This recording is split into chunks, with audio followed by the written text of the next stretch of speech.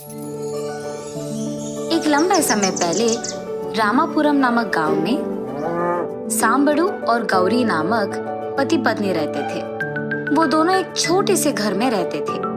इनका एक मध्यम वर्ग परिवार था। सांबड़ू के पास 4 भैंस थी। वो हर सुबह उनसे दूध निचोड़कर उस दूध को बेचकर पैसे कमाता था। आए हुए उन्हीं पैसों से वो अपनी जिंदगी चलाता था।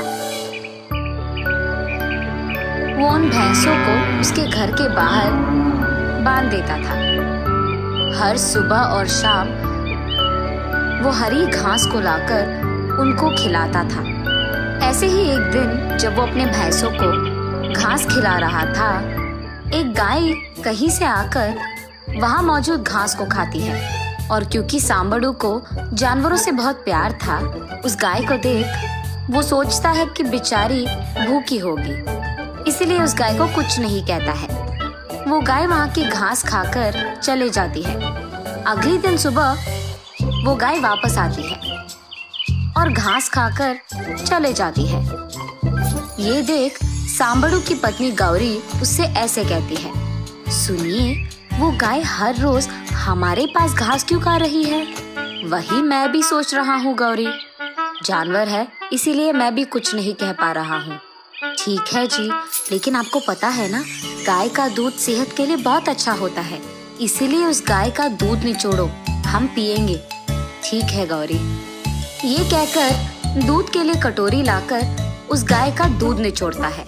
लेकिन उस गाय के दूध को सोने के रंग में देख वो चौंक जाता है।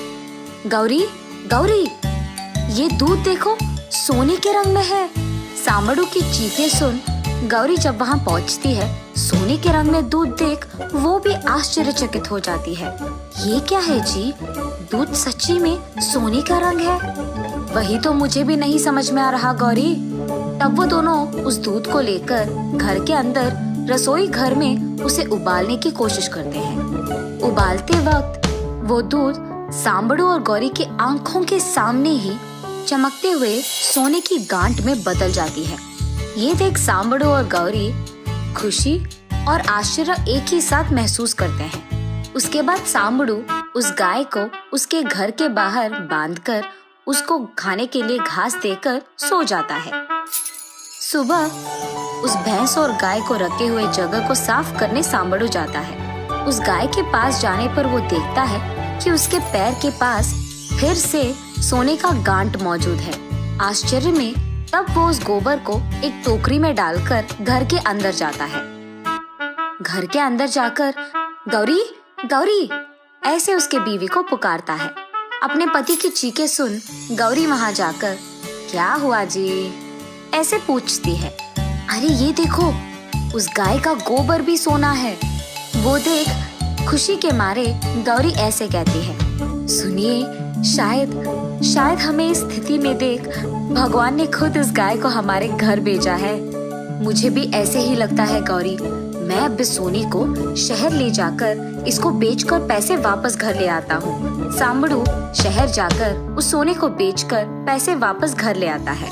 उसके बाद ऐसे ही कुछ दिन सांबड़ू उस सोने के दूध और सोने का गोबर लेकर उसे शहर में बेचकर उन पैसों को जमा करता है। जमा किए उन्हीं पैसों से सांबड़ू और गौरी एक बड़ा घर लेते हैं और इतना ही नहीं, उन जानवरों के लिए भी एक बड़ा सा जगह लेते हैं। ऐसे ही वो उस गाय के दूध और गोबर से आए हुए पैसों को जमाते रहता है सांबड़ू।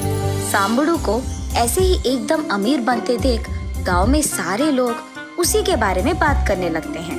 उसी गांव में रंगड़ू नामक एक आदमी को ये बात हजम नहीं होती है कि सांबड़ू इतने जल्दी इतना अमीर बन गया। रंगड़ू को जानना था कि सांबड़ू ऐसे अचानक अमीर कैसे बन गया, इसीलिए वो एक रात सबके सोने के बाद सांबड़ू के घर चोर की तरह जाता है। सांबड़ू के घर में मौजूद सोने का गोबर देते एक गाय को देखता है। आहा, तो सांबड़ू इसके द्वारा कमा रहा है। ऐसे सोचकर वो उस गाय को हासिल करने का एक योजना बनाता है। रंगड़ू अगले दिन सुबह ही सांबड़ू के घर जाकर उससे ये कहता है, सांबड़ू, तुम्हारे घर आए हुए गाय मेरी है। वो हमारे घर से भाग गई है। मैं हर रोज उसे ढूंढ रहा हूँ। जब मैंने सबसे पूछा तो उन्होंने बताया कि तुम्हारे घर आई है। मुझे मेरा गाय वापस दे दो यार। ये सुनकर सांबड़ू, क्या ये तुम्हारी गाय है?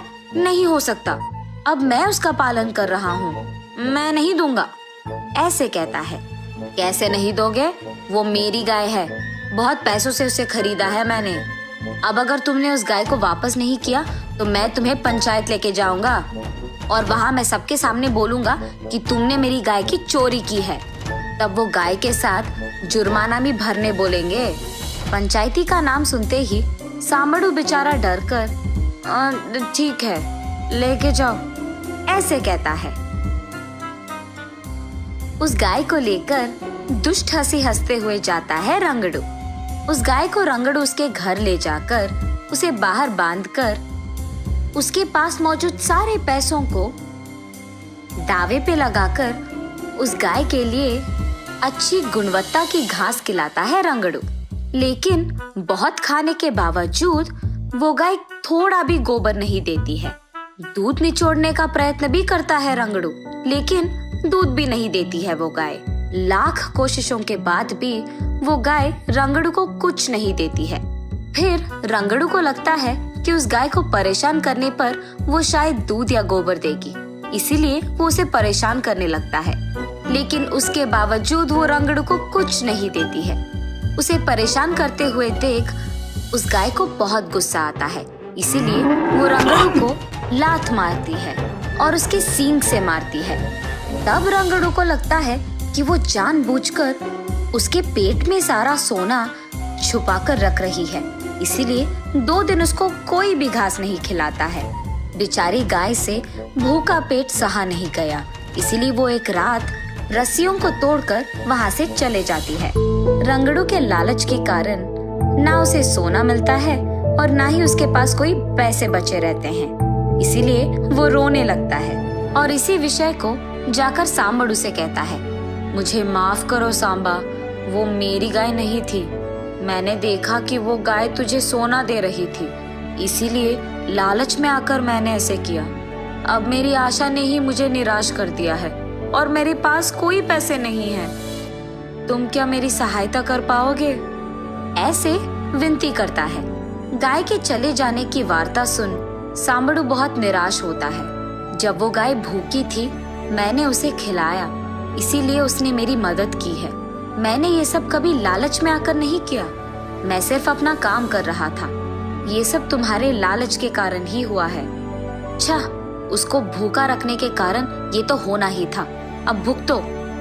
ये कहकर अंदर चले जाता है सांबड़ू। सारे पैसे खोकर रंगड़ू रोते रहता है।